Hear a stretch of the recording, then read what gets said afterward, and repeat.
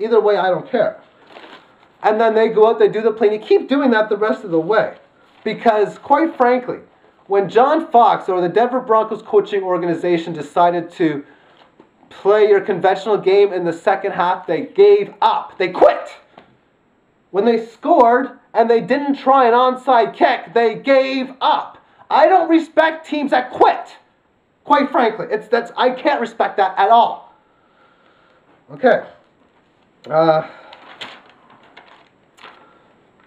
Therefore, in the off season, as a Denver Broncos offensive coordinator, if that was me, I'd have a hard time on the whole religion side because, quite frankly, I couldn't handle hearing Tim Tebow talking about all this Lord and Savior kind of crap. But I would have a strategy for that. I would give a call to Pastor Dowell. Google search that name if you want to find out who he is. And I would talk to him about a contract because I need you to help me. Seriously, I'm not kidding. I'd have to have full control of my roster, though, as an offensive coordinator, because you just can't have somebody else getting guys that I know that don't work, or passing on guys that I think would. It just wouldn't work out well for me. I'd have to have control of the playbook and the play calls, and part of that control is having the quarterbacks, pluralize it, having control at the line of scrimmage.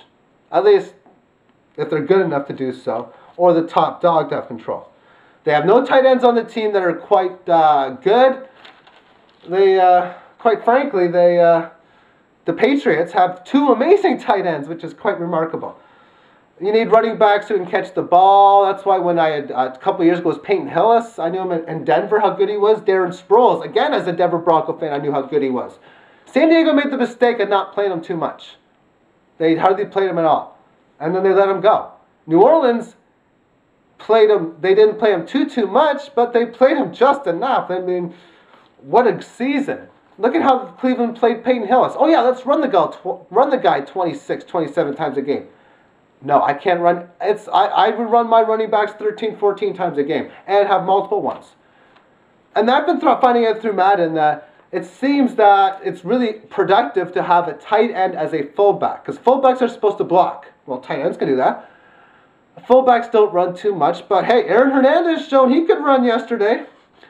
And you need tight ends, or excuse me, fullbacks that can catch the ball. I once had a fullback in Madden that caught 120 passes in a year. 120, and I set my game up so that it's realistic plays per game. I don't like this 5-minute crap, because if I'm up by, say, 13-7 at halftime and I get the ball first, I'm going to just run like a 14-play, 10-minute drive, and I'm just going to play the rest of the game if I can. I don't allow that, basically. But turn some tight ends into fullbacks. I would look for 3-4 tight ends and convert one of them into a fullback. And then get another quarterback. Hey, Matt Flynn, bud, how's it doing? Yeah, I got this quarterback by committee thing. You're going to be third down. This whole thing about in the first, second quarter, who's having their day is going to play the rest of the way. Yada, yada, yada. And then play it as a team. Quite frankly, it's a team game. Now, I want to quickly go over a play call of the San Francisco game against New Orleans. And within this, it was, let's just put it this way. Harbaugh, I love the way you coached throughout the entire game, with the exception of one. I'm going to go over that one. It was the fourth quarter, and the first down marker was the 20-yard line. There was 2 minutes and 11 seconds left, and the Saints had one timeout. Now, the play call they had with Alex Smith, that scramble, oh man, I love that play call. Go ahead and call that play. That's a great play call. But tell Alex Smith or the whole team, fall down on the 19, 18-yard line. When you get there, fall down. Take the ball, do a QB slide, or just fall down on the ground and let them pat your back. Just fall down. Fall down. Here's why. I don't want to score a touchdown. Because here's what's going to happen. I'm going to have to go for 2. I'm either going to be up by 5 or 7. And I fear being up by 5, which is exactly what happened. Because now I'm going to have to kick the ball off and give Drew Brees a full 2 minutes and a timeout. I respect him too much to do that, quite frankly. I have too much respect for that offense to do it. Instead, if I'm going to fall down, and it's now going to be 1st and 10 at the 19-yard line, which Alex Smith would have done had I been the coach. He would have fallen down right there. Now what I'm going to do is I'm going to continuously run the ball. Now, I have to have, a lot of confidence that my team's not going to turn it over, because ball protection is job number one. But even more importantly, I got to have a kicker who I'm confident is going to make it every time. You have David Akers, so I'm confident. I'm confident he's the best kicker in the game. I'm confident. If I have, like, say, somebody like Sean Sweezum in Pittsburgh, no, just get the touchdown because I have no confidence in the kicker. Therefore, it's first down and it's at the 19-yard line. So let's just assume you run it. Or let's assume they use their last time out there. So there's 2 minutes and 11 seconds left. I'm going to run it. It takes us to the 2-minute warning. Second down. I'm going to run it again. And the play is going to take about 5-6 seconds, and there's 40 seconds on the play clock you can take off. So it'll be about 1:14 left. You run another play on third down. Again, you take 40 seconds off of 74 seconds, which is 34. And then another 5-second play. That leaves them about 29 seconds. If you would have stopped at the 19-yard line, run 3 plays without getting a first down, kick the ball for the field goal, you give them 19 seconds. It's not going to be easy. I don't think they're going to do it, quite frankly. That's just not much time.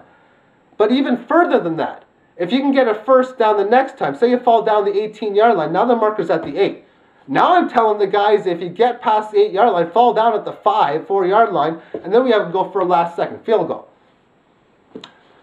It was the year before, actually, the Jets made that mistake against the Patriots, and it almost cost them. In fact, twice it almost cost them, because the Saints did score, maybe a little too quickly, and then, of course, the 49ers came back and won the game themselves. But last year was a playoff game between the Jets and the Patriots, where the Jets were up by, I think it was like 10 points or something like that, 13 points.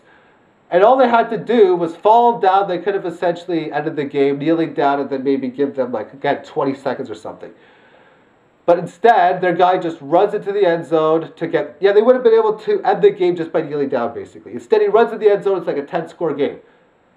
Okay, I still like your chances of winning, Jets, but what happens if they score, get an onside kick, and score again? And the Patriots did score one more time. So essentially what the Jets did last year was they decided to give the Patriots a chance. Maybe a 1 in 1,000 chance or a 1 in 5,000 chance, but they passed on a 1 in 1,000,000 chance for the Patriots to win to give them a 1 in 2,000. Okay, thank you for tuning in. Have yourself a great day.